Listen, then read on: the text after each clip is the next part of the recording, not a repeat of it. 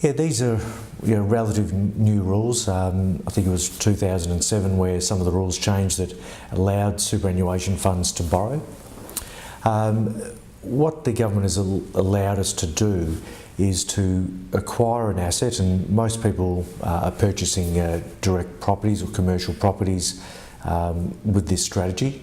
And what the government has allowed us to do is to borrow, use our superannuation funds to use those funds as a deposit to purchase an asset that you probably couldn't have purchased prior using some borrowings.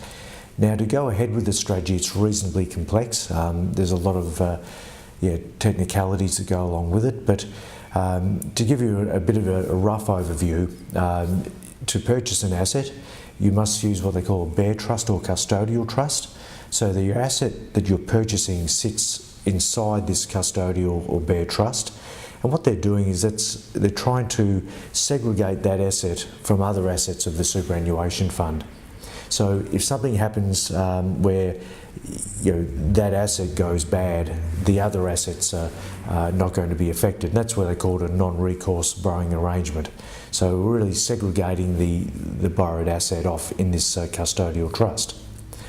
From a bank's point of view, their lending ratios can be a lot tougher than what they would for a normal investment property, and also some of the technicalities around the asset needs to be a single acquirable asset, so you can't have multiple titles in the one asset. You'd need an individual bare trust for each one of those, unless of course that the two titles on one asset that you purchase, there's two titles, but one title really is not a saleable asset without the other one. So there is a little bit of flexibility there.